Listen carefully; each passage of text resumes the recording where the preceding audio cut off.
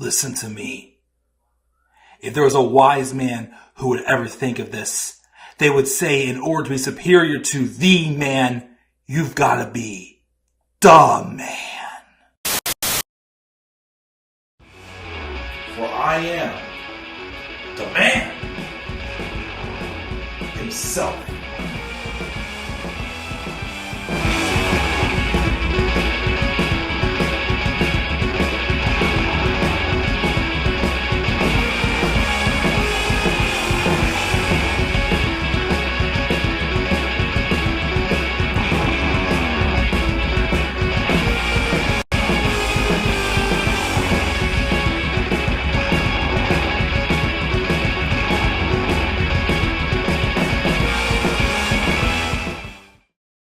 Alright guys, what is going on?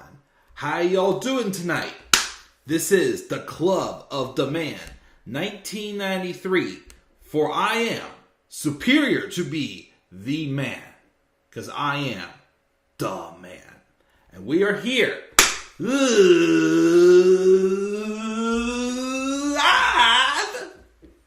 We're here live, yes. This is a live review of Monday Night Raw. And believe it or not, this is the first time since November 28th, well, the November 28th episode, that I've done a live review of Raw. Excluding, this does not count the retro Raw review I did from the Christmas tapings from 2012 when I did my 10-year... did that to honor 10 years since my first wrestling event. So this is the first time since the Fallout show from November of 2022, well, from Survivor Series, that I have done Raw as a live review. Again, with, some things changing on the channel, new intro, new gimmick, more social media. I am trying my best. Again, amidst my busy schedule, and again, me being a homeowner now, I'm trying my best to try to bring back some more normalcy to this channel. Trying to bring back live reviews more often. Now, I plan on next week's episode of Raw having that one be pre-recorded because of how it's going to be busy next week between the season premiere of Survivor next Wednesday and with the preview predictions for Revolution. It's going to be a little nuts. So, with my schedule, I may do that one.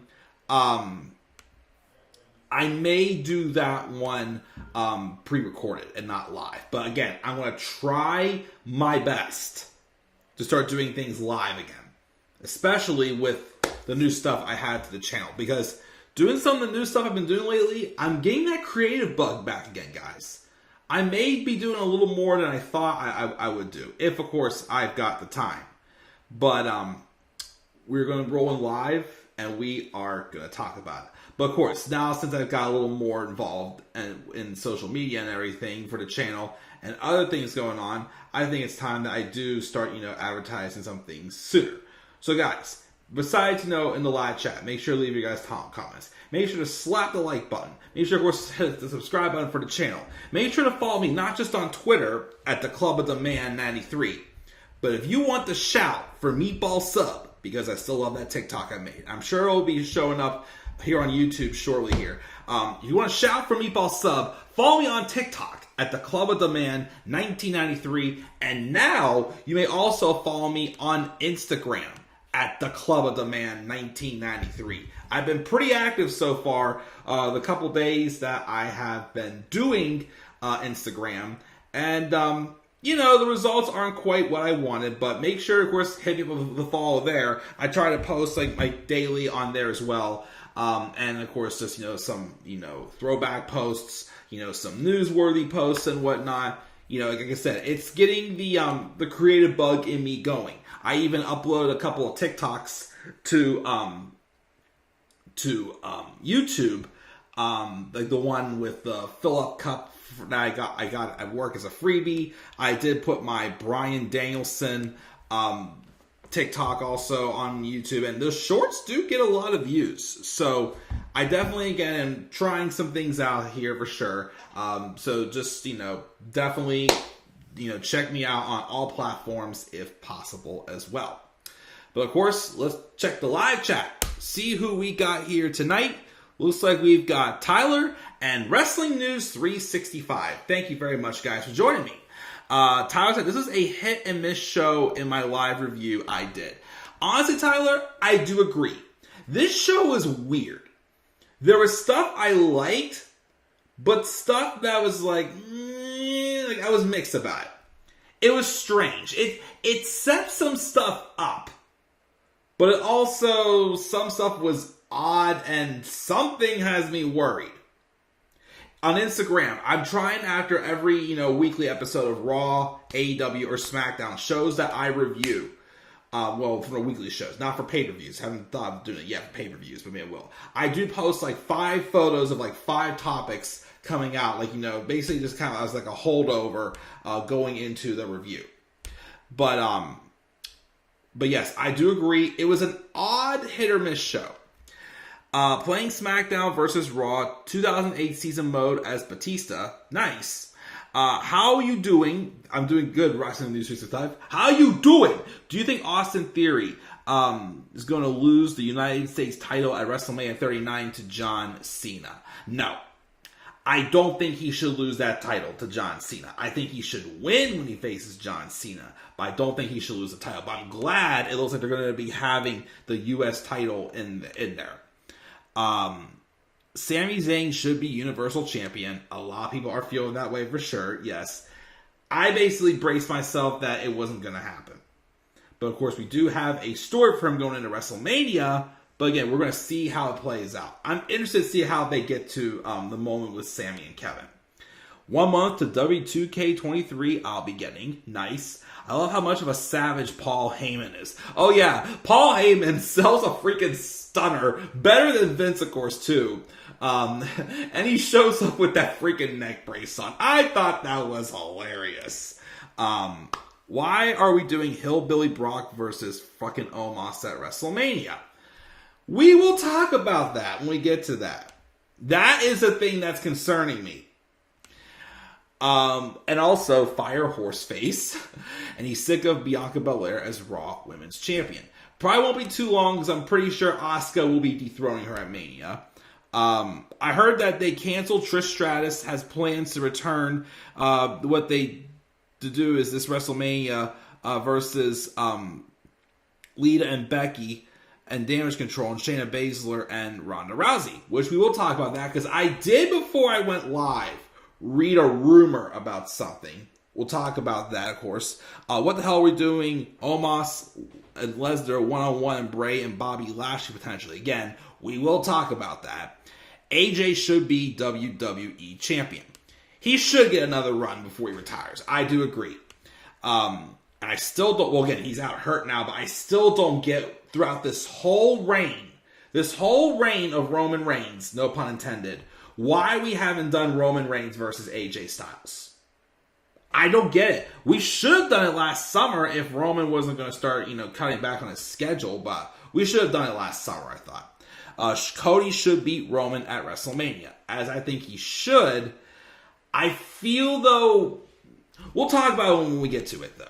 Rather than do the U.S. title championship ladder match, because, yes, I love John Cena, but he doesn't need another title for WrestleMania. No, and he's not going to be around either.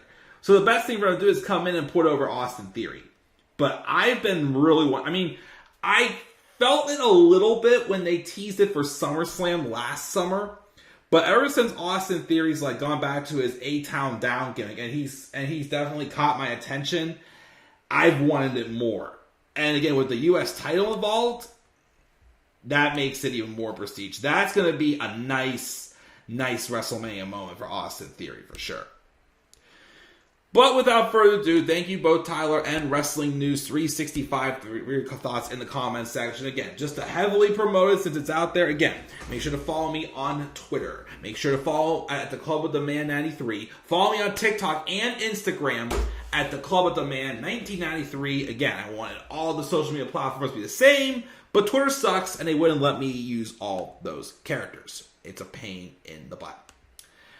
Anyways, there's a few more things coming into the live chat, but we'll catch them later. Let's talk about Raw. So Raw, again, this is the Fallout show from Elimination Chamber. And we're officially, of course, on the road to WrestleMania 39. We were in Ottawa, Ontario, Canada. So the show starts off with Sami Zayn. He's still pretty fired up, but he's all business. And of course, the crowd is cheering for him, loud Sami chants and whatnot. And he says, I'm feeling a lot of feelings here, guys. The most prominent feeling is gratitude. And he thanks us all again. There's a "you deserve it" chant that starts, getting heavy. And he says another thing he's feeling after coming up short in front of his family is guilt. Sami feels like he let us down. Everyone told him, finish the story. But he didn't. Thanks to the reactions, though, he realized that around here, the story is never over. They are entering the final chapter. So there's one person he needs to talk to more than anyone else. So at first you're thinking maybe he wants to talk to Cody Rhodes. Instead, though, he wants to talk to the man who came out and saved him after his main event match at Elimination Chamber, his former best friend that he's had a very interesting run with in WWE, Kevin Owens. So Kevin Owens comes out and walks to the ring, and then Owens was not smiling. He listens to the cheers and his arrival from his countrymen.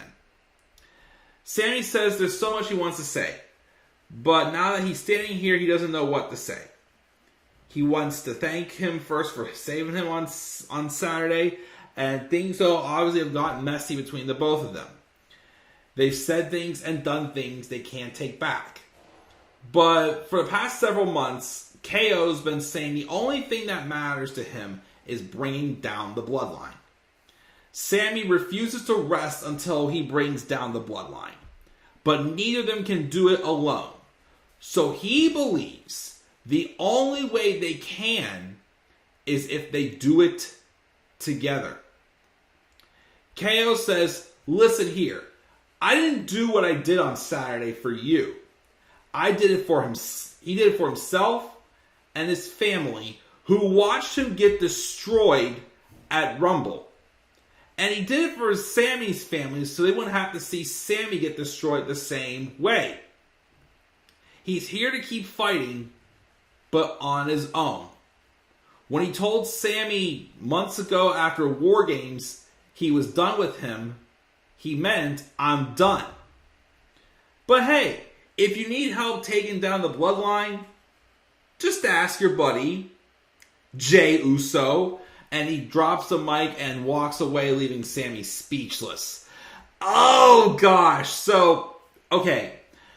A lot of people do think, and I can understand why, that Sami Zayn not winning the title on Saturday hurt his momentum. Yes, and I do, I don't 100% agree with that, but I can understand why. And I do understand also why people think Cody Rhodes and Roman Reigns now seems a little more predictable. And it seems more like they're handing Cody the title. Yes, he's cutting good promos. Yes, he's improved a lot since he's left the company, all this and that. But the build just is not going to be able to top off Roman Reigns and Sami Zayn's build. Now, of course, if for some reason they would say have Sami, Kevin, and Cody come together as a unit and want to take out the bloodline, then of course maybe that could help a little bit. But again, it's going to be hard to top off the build and the momentum for Roman and Sami, for Roman and Cody. But again, I do like this direction where they're still having, they're obviously, we all know the story. Kevin Owens and Sami Zayn have been they came in 2014, I think it was. Well, Kevin Owens came in 2014. Their rivalry started at NXT TakeOver R Evolution, which I'm pretty sure was 2014. They have been fighting for almost 9 years. Haven't we seen them fight enough? And haven't we seen them, both have common enemies, still not like each other, but work together at times they had common enemies when they were both villains? Now they're both baby faces. But it's going to take a lot for them to be able to coexist. See, we've overdone the can they coexist story how many times, but this one's actually different. This time we have a third person, which again is Jey Uso, who still after Saturday, we don't know where he stands. Is he with Sami? Is he with Roman? During the match on Sunday, was he going to wallop Sami or was he going to wallop Roman? But of course also, what's his reaction to Sami Zayn accidentally spearing him as well? So this leaves a ton of questions. And the interesting thing again is for WrestleMania, is Jey going to fully turn on Sami? Or are we going into this tag match at WrestleMania with Jey Uso still unsure of what he's going to do? I mean, they could always have Jey and Solo team up and have just Jey sitting there, and we may not get the payoff until WrestleMania. It's an interesting swerve. It's a very interesting swerve for sure. But again, is Cody and Roman going to be able to still have, excitement? I mean, I'm looking forward to Cody having his moment. Yes, I would like to have been a little more special and not as obvious, but Cody still deserves his moment. And I do see he's worked hard trying to still protect himself, despite the fact that obviously the fans wanted Sami. But they didn't get Sami. But this story, and again, this moment with him and Kevin Owens will hopefully feel special at WrestleMania. As again, it's two guys whose hard work's going to pay off, and they're both going to be able to share a moment together and get cheered. Like back at in 2016, when Kevin Owens won the Universal title, there was a backstage clip showing that him and Sami hugged backstage, and Kevin said, "This is ours." This moment is going to be truly theirs when they both win the tag titles together. It'll be well worth it. Because again, I said before, we've seen Sami and Kevin fight.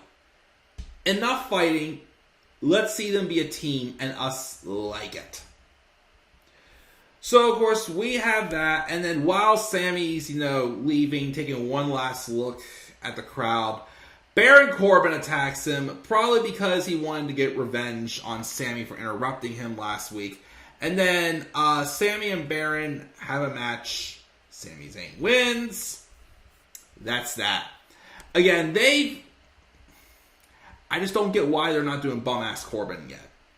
They should go back to bum-ass Corbin. I think that's going to give Baron Corbin a simple low-card, but effective low-card storyline. And some decent character development. So, there's that. Then we have Rhea Ripley being interviewed by Byron Saxton, and Dom Dom is sitting with her. Byron Saxton asks Rhea about her loss at Chamber. And the last thing Rhea will say about Beth Phoenix is that after the match, the Hall of Famer said she was the real deal. She doesn't think they're done, but now she's focused on Charlotte Flair at WrestleMania. Saxton tries to follow up, but Dom shuts him down, and if Byron bothers Mommy again, and about all these other has-beens, such as his dad, he'll show him what he did to guys when he was locked up.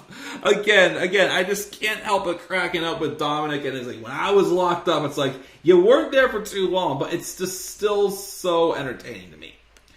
So, anyways, Charlotte said that 3 years ago, she taught Rhea a lesson, but this year she'll put her in her place. What will Rhea, though, say when they come face-to-face this Friday on SmackDown? And you'll have to stay tuned and find out. And then Dom says by the way, I see that my dad has a match on Friday. I'll tag along with you, Rhea, and, wish him luck. So I guess that means we're going to start getting more face-to-face interaction. And they didn't show it here.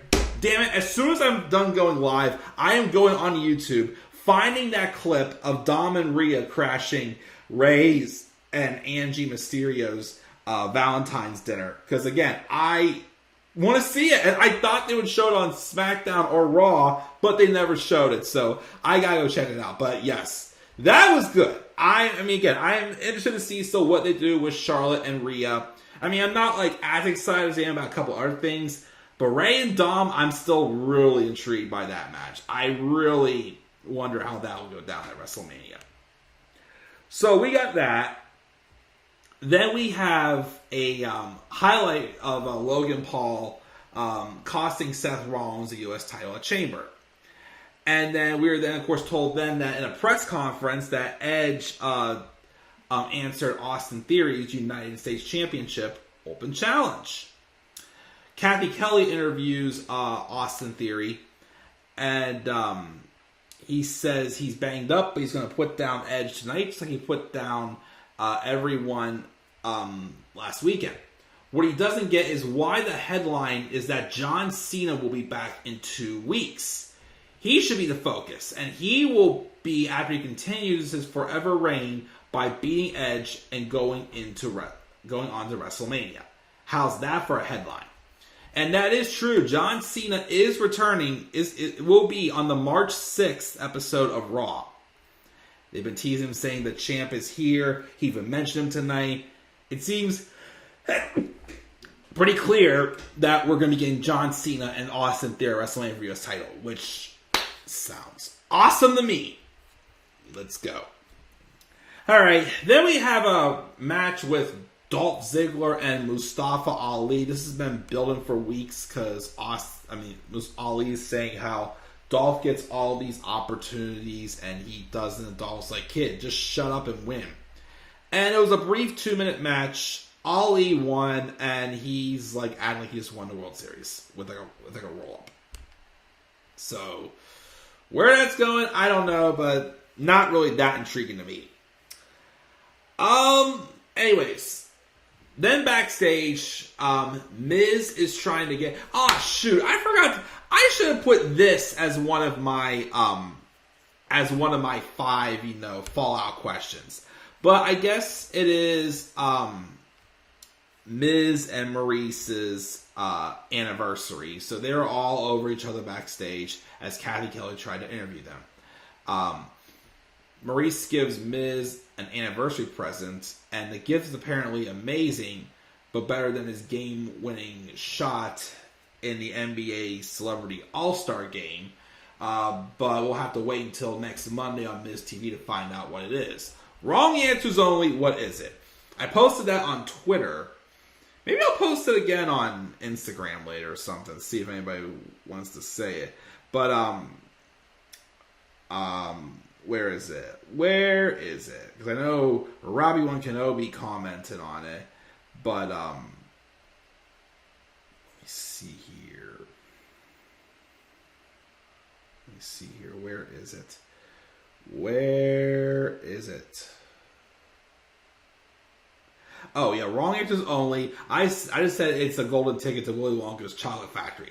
Robbie One Kenobi says a cease and desist from Bryan Danielson to stop using all his signature moves. Because despite the fact that Bryan's in AEW, again, Miz is still doing his it kicks and doing all Bryan's moves still and whatnot. I should have put that on my Instagram. Maybe I will later, but dang it! Of course, I'm wondering what is in the gold envelope. Miz was so excited about. Again, we'll find about that next week on Miz TV, though. Anyways, though,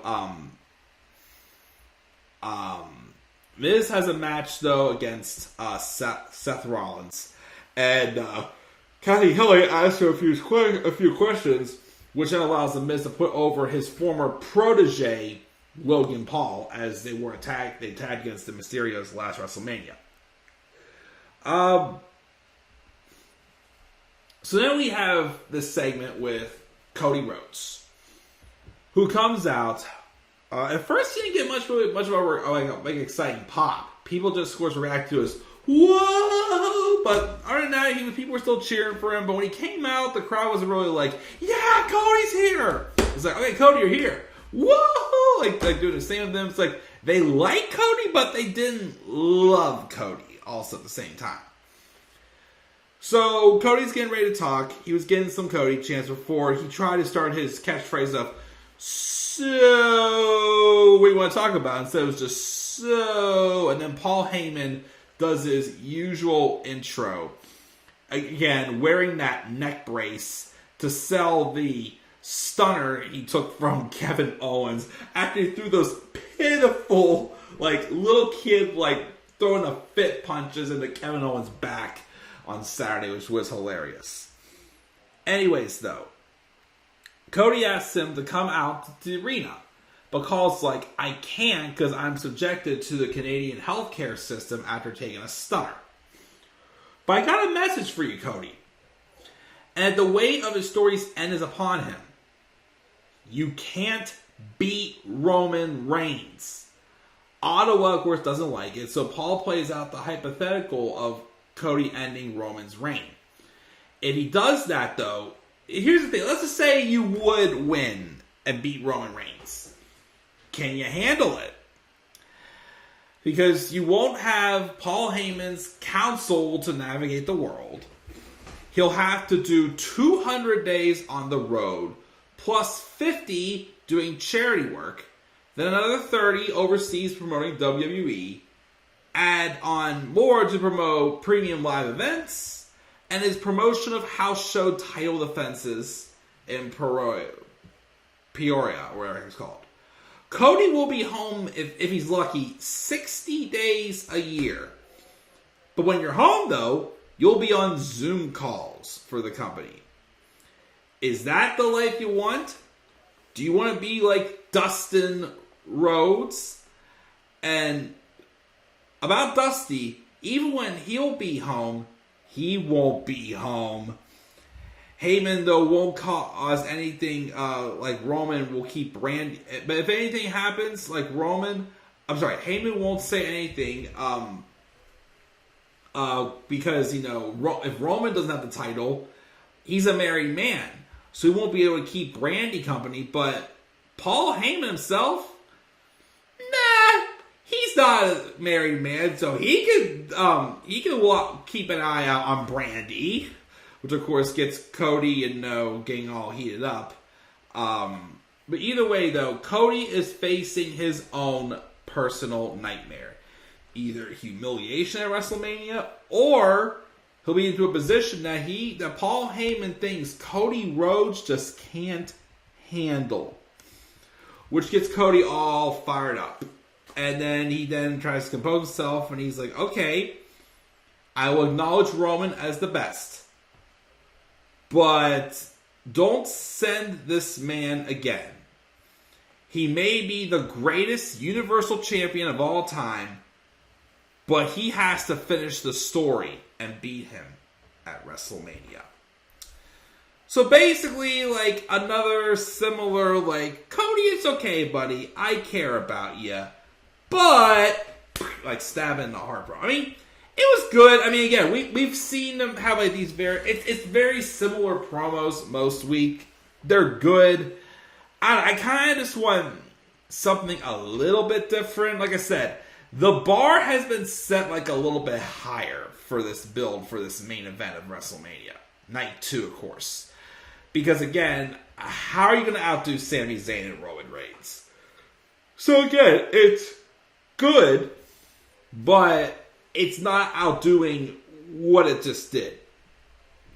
Which is why, like I said, it might be not quite as easy for the fans to swallow Cody dethroning Roman at Mania. It may lead to people wanting to see Roman retain at Mania and go on a little bit longer, maybe get to 1,000 days, or have somebody else like Bray Wyatt or AJ Styles or Bobby Lashley dethrone Roman, but we'll have to wait and see. Cody Rhodes, Still, though, we'll have a great match though at WrestleMania. Then we have Asuka versus Nikki Cross. The match was decent, but of course we've seen them do so much better. I still remember their last woman standing match they had in NXT when they beat the piss out of each other, but this was what it was, and then Asuka won by submission, even though Nikki didn't tap. I also mentioned on Twitter how I miss the Nikki Cross that was booked in NXT. Particularly around the time where she feuded, I think it was at NXT TakeOver Chicago 2, when she feuded with Shayna Baszler for the NXT Women's title. They, of course, built her character around that, she is, the Achilles heel to Shayna's strength, and that's the fact that Shayna loves to give pain. Nikki, though, loves taking pain. We still don't have that. We still got Psycho Nikki, but we had some that kind of watered me down a little bit on it later in the show. But anyway, so that happened there. Afterwards, Bianca came out and faced off with her WrestleMania opponent Asuka, and then Asuka just started letting blue mist come out of her mouth and whatnot. It was odd, but basically just said she's basically proved she's crazy. Captain Kelly was interviewing Carmella and asked if Mella's come up with a new plan for getting to WrestleMania. She doesn't have one yet, but she plans to make Asuka pay. So she wants to have a match with Asuka next week, and I believe she was given it. But after she walks away, though, Seth Rollins just happens to be walking by, so Cathy decides to try to interview him. He talks about Logan Paul eliminating him from the Rumble and costing the Chamber match. But he gets serious, though, and tells us he's going to find Logan Paul. He's going to hurt Logan Paul. But since Logan's not here tonight, then Miz is the right replacement. So he's getting ready for his match with The Miz. And then we got this. So this is going to lead to me also addressing a rumor that was talked about on Twitter just a couple days ago. I think it was Tuesday. We get the recap of what happened with Brock Lesnar and Bobby Lashley at Elimination Chamber. Bobby had Brock beat, but then Brock scoop kicked Lashley in the groin for a DQ, and he basically attacked referees. So later in the show, first off, I can mention this. Later in the show, we had Elias, if I could find it. Elias is in the ring, and Rick Boogs is watching, and Elias told Boogs to take notes. And he points to the sign and says, "Who wants to walk with Elias at WrestleMania?" Bobby Lashley came out and just beat down on Elias. I thought they were both supposed to be faces. Then Lashley, though, does his business, and then he takes the microphone and says, "Everybody has a plan until I slap that hurt lock in." He did it to Lesnar on Saturday, and Brock panicked, hitting the low blow to get the DQ. No one can break that hold, and he won't be disrespected again. Step to him and get put down. So we had that later on. But before that, we had this backstage with MVP issuing a challenge to Brock Lesnar to show up next week and answer in person a challenge to a match at WrestleMania with Omos, who was just standing there going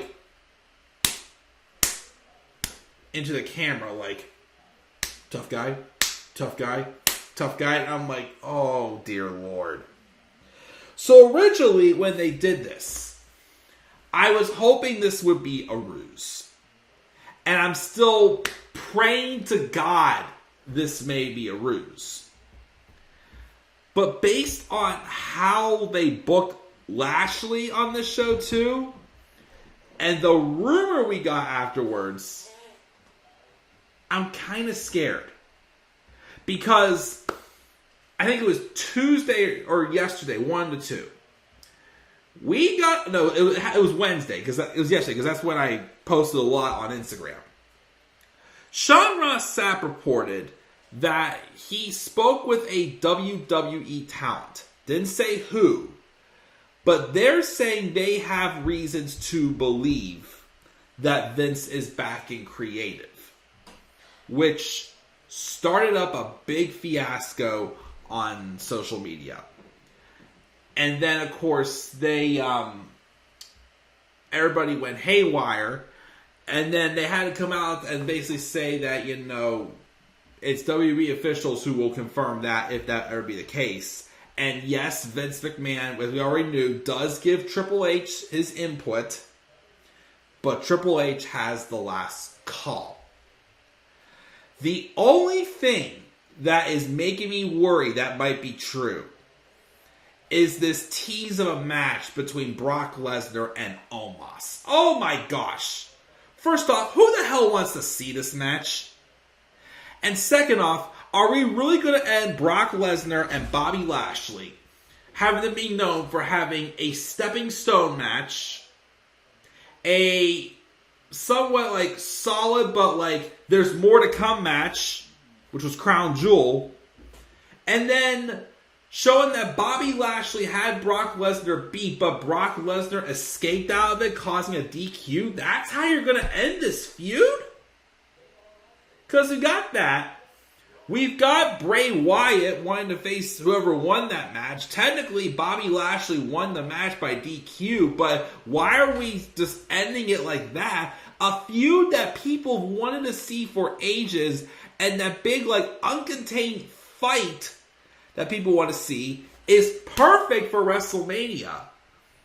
But why are we teasing a match with Brock Lesnar and Big Omos? Big Omos! Get Big Omos in there. Have him face Brock at WrestleMania. Who cares about Brock and Bobby? We've seen it already. They have unfinished business. And who in God's name, besides Vince McMahon, would want to see a match with Brock Lesnar and Omos? That is just zero. That's just a waste of Brock Lesnar's money right there. Omos is not worth Brock only wrestling a handful of times a year, wrestling of all people, Omos. Cut me a break. So, I hope that this is a ruse to set up for Brock and Bobby at WrestleMania. Again, give me a stipulation. It looks like Hell in a Cell is going to somebody else.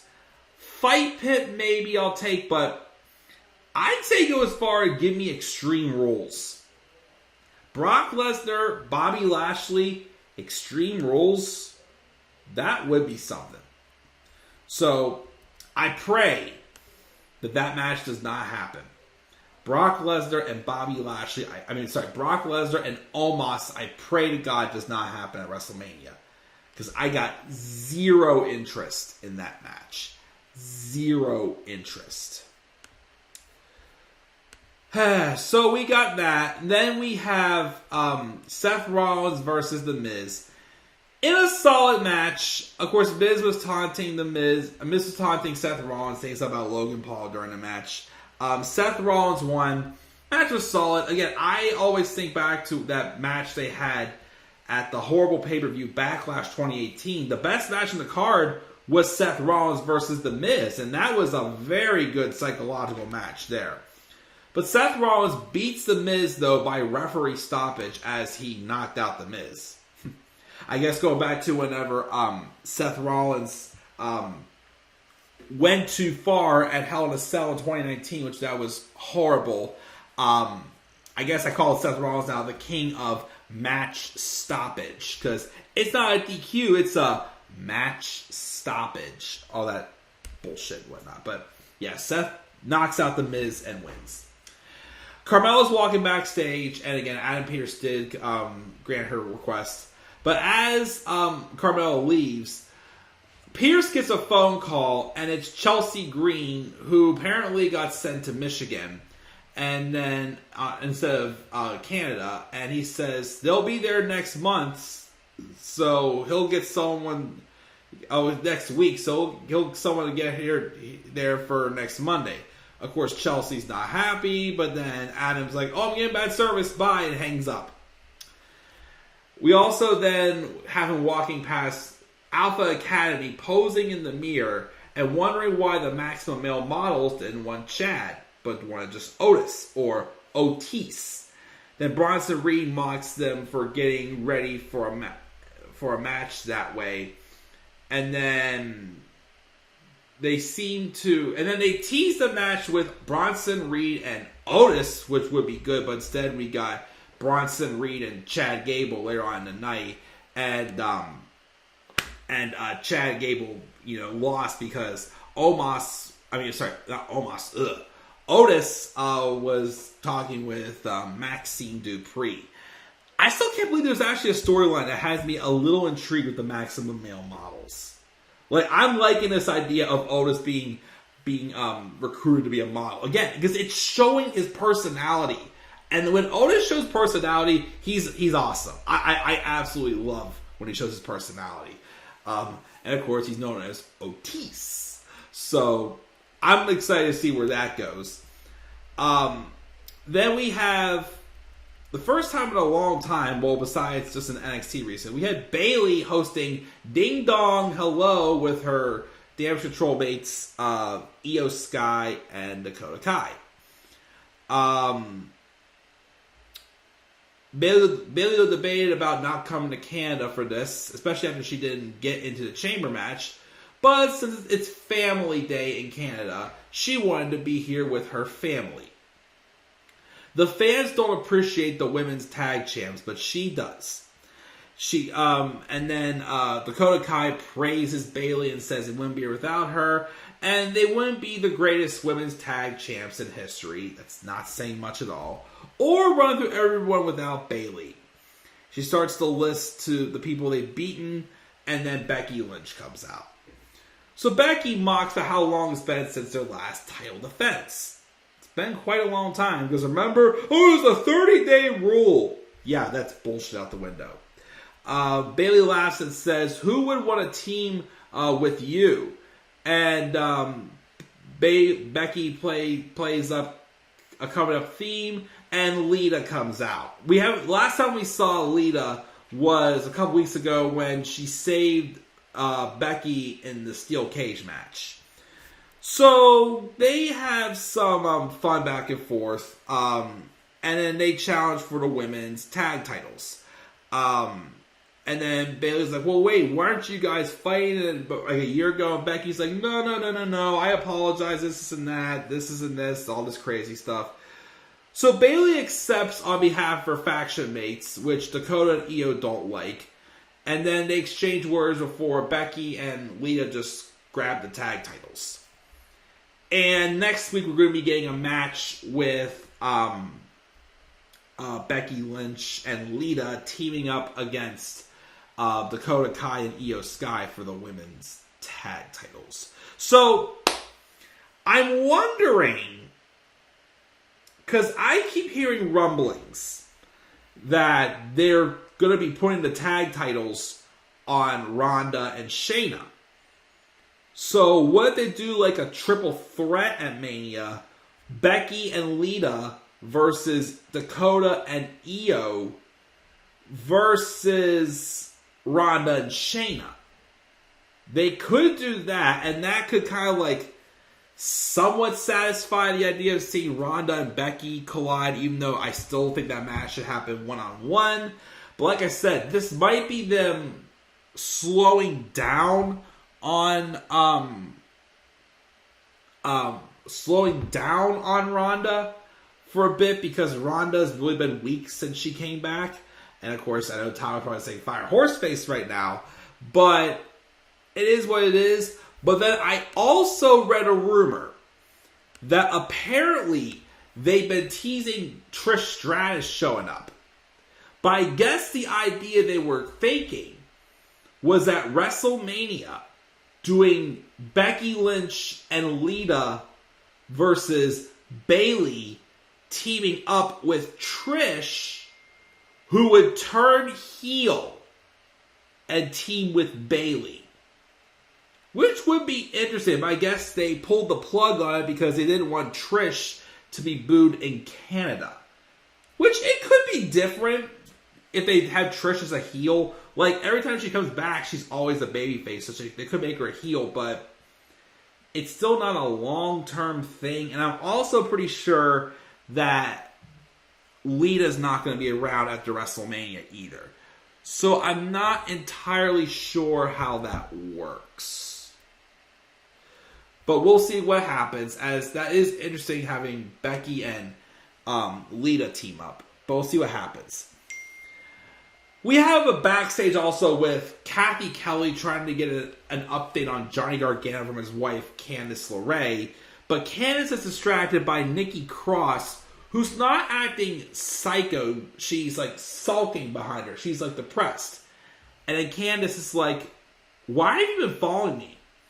And she says, I have a match with Piper Niven next week, and I can't worry about that and whatever the heck you're doing. Nikki then whispers something and then leaves. And Candice says that apparently all her friends are leaving her and she's alone. And I'm like, what? Like, that made no sense to me. Like, yes, she's crazy, but to me that was like her stepping back into the character she was when she first came up, and they kind of like out of the blue just like wore off the craziness that she was Alexa Bliss's best friend, and I didn't like that. I was not too crazy about that. That kind of made me go, ugh. So I'm not too intrigued by that. We have Bronson Reed squashing Chad Gable, Bobby Lashley and Elias. And then we have, before the main event, we had this segment with Byron Saxton interviewing Edge, who believes the Judgment Day is in a rearview mirror and Beth is back home with the girls, and he can finally focus on what he came out of retirement to do. Now, Austin Theory has potential to rule over WWE for the next 20 years. He has the physical tools, but does he have the mental strength? Edge will find out when he slaps the stupid duck face off his overly manscaped head tonight. He's running out of time to win gold. His second ever WWE match was actually right here in Ottawa back in 1997. And that was the last time he had wrestled here. And he said it would be great to come back here tonight and win the U.S. title. He throws out a lot of cliches, but then he ends by saying, never say never. And then we have the match, Austin Theory versus Edge for the U.S. title. Match is fine. Austin, though, wins after Finn Balor comes out and causes a distraction on Edge. And then also there's a kick to the head when the referee's not looking. And then Edge walks right into Austin Theory's A-Town Down. And Austin Theory retains the title over Edge. Afterwards, though, Finn Balor continues to beat down on Austin Theory. Leads, I think, like 3 coup de grace. And yeah, it's off to the races. We're pretty much getting Finn Balor and Edge at WrestleMania. I'm hearing rumors that they're doing Hell in a Cell and that Finn Balor will be bringing out the Demon. Here's the thing, though. Again, I thought the whole point of this story was for Edge to end what he started. So you thought at first Edge was going to beat Finn Balor. But here's the thing. Edge and Beth won at Elimination Chamber. Which, okay, they did that because they had to give someone from Canada a bone because everybody else was losing that night. I still feel like the feud is over because they got their revenge on Judgment Day. Like, if we're doing Edge and Finn at WrestleMania, it's kind of a thing where I'm thinking it's kind of like it's the same two people, but maybe a different story. Especially if Finn Balor is bringing in the Demon. I personally think that if that's the case, I think Finn should win at WrestleMania. Because it'd be stupid. Because again, it's another thing too also, if Judgment Day would have won more of their matches. Like, other than Finn Balor and the I Quit match at Extreme Rules, what other matches have Judgment Day actually won? Well, besides Hell in a Cell, whenever Edge was still with Judgment Day. But they lost the tag team at SummerSlam. They also lost at Clash of the Castle, which if Dom was going to turn, they should have had Dom cost Rey and Edge the match when he turned and have Judgment Day win that. They have not won really any big matches. So, like, the fact that they've lost all these pay-per-view matches makes me not quite as interested in this match. So that's why I'm saying, since they're going with this, I think Finn should win. Especially if he's the demon, I think Finn should win. But of course, we will see what happens. So that was Raw. Again, some things I liked, like, I like the stuff, the tease of like what's going on with Kevin Owens and Sami Zayn. I'm still into the stuff with Otis and the Maximum Male Models. Seth Rollins and Logan Paul is what it is. I do like this tease of like what was in that gold envelope, but a lot of stuff, there's some stuff like, again, Edge and Finn, mixed feelings about. I'm kind of concerned about Brock and Bobby. So there are some good, but there's also some stuff to be concerned about. So I gave this show a B-. It was solid, just some weird stuff. We'll see what happens, of course, as we get closer to WrestleMania. We're still 5 weeks away. But live chat, before I go off the air here tonight, I gotta go eat dinner. If Kenny Omega and the Young Bucks contract expire, do you think they'll go to WWE?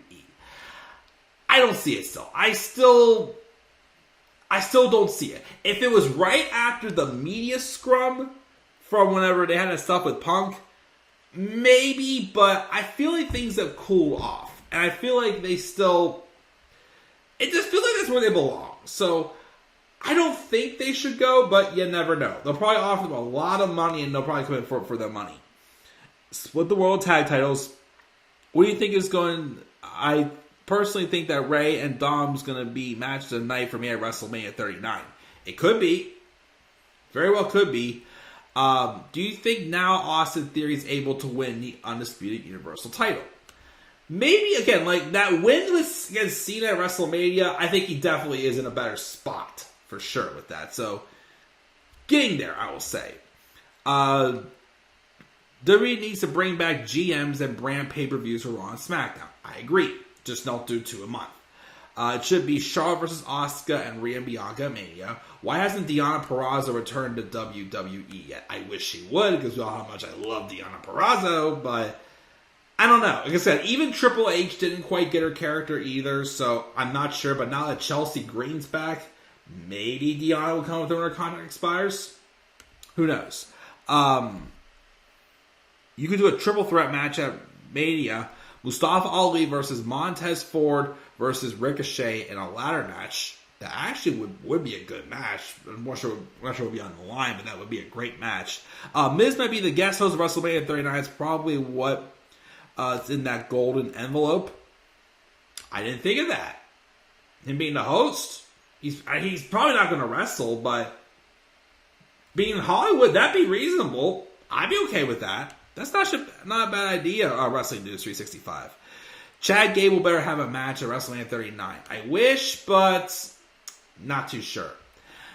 Know who would win that match at Bobby Lashley and Bray Wyatt, because you got to protect Bray, but you also got to protect Lashley.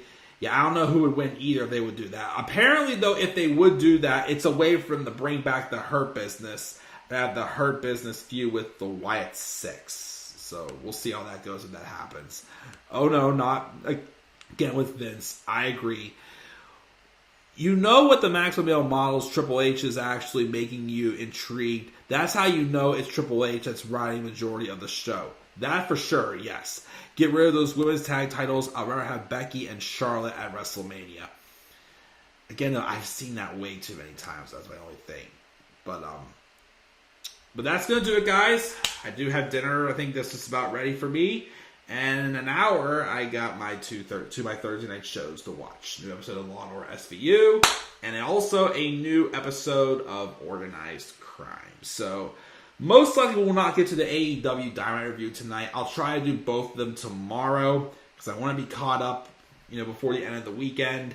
Because next week's going to be busy. So like I said, next week I may pre-record Raw. Because again, I want to be able to get that preview stream is always the thing that I worry about getting in most. So I want to get that done as soon as possible. Again, I've started posting some shorts, including on Twitter and on Instagram and TikTok. Like for a Turn Alert, which I made a Turn Alert commercial for before I did my Logan Paul Turn Alert. But instead of just posting like shorts of the Turn Alert, I on TikTok and Instagram I post if someone turns heel, then I'm in front of a blazing fire. If it's a face turn, I have these blue dove wings with a heavenly sound effect that will be there. So again, just some things I'm playing around with creatively. A couple of quick things. For wrestling videos, I decided not to do a 2022 best and worst video as I was going to do. I just think that one is going to be a lot to put together, and I don't got really the time for it. So I still, of course, will, since I still going to make some random commercials for series on the channel to put on Instagram and TikTok. But the next one I think I will do is the one advertising my documentary on my WrestleMania 35 experience when I went there back in 2019, which was awesome. If you have not seen it, check out that documentary. And I still do also want to do a response video to Just Alex's top 10 worst WWE wrestling matches. The 2023 version with, my latest, top 10 worst matches. I want to do that as well. Hopefully, maybe next week I will have a Roller Coaster Tycoon Let's Play uploaded as well. And I have kind of itched at the idea. I'm not going to make motion graphics, but maybe a video with just poster looking basically there's thumbnails, screenshots of card predictions for WrestleMania 39. I stopped doing them because, like I said, it just took up a lot of my time, the match cards, and they weren't getting a lot of views. So I might just do poster type, match cards, and see how those do. Again, I have the creative itch in me again, the creative bug. I'm obsessing over ideas for the channel again. I hadn't had that for a while, so I may do those as well. Again, we'll see. No guarantees. And I'd probably have maybe 2 or 3 baseball topic videos to do also, but that's some upcoming stuff for sure. So like I said, I'll do Dynamite and SmackDown reviews live this week. Raw next week will most likely be pre-recorded. Just because I have a busy start to the first half of next week. And we'll go from there. So guys, Tyler, Wrestling News 365, thank you guys both for joining me for this live review of the February 20th, 2023 episode of Monday Night Raw. I gave the show a B-. What are your guys' thoughts on this episode of Raw? Make sure you guys leave your thoughts down in the comments section below. And be sure as always to slap a like on the video. Subscribe more content on my channel. You may follow me on Twitter at the Club of the Man 93. Be sure also to shout for Meeple Sub. And follow me on TikTok at the Club of the Man 1993. And for instant news, instant posts, instant thoughts, just instant anything, follow me on Instagram as well at the Club of the Man 1993. Let's get those pages booming with followers. booming with likes and just get them going. Like I said, if I can pull those off pretty good, I may consider making a Facebook page also for the channel as well. But again, I feel like the real test is like Instagram and Twitter, because those can be a little more public than Facebook pages. But we'll see, of course, what happens. So guys, thank you again for tuning in live. I'm checking out. I'll catch y'all later. You have a great rest of your night. And don't forget, in order to be superior to the man, you've got to be the man. And for I am the man himself.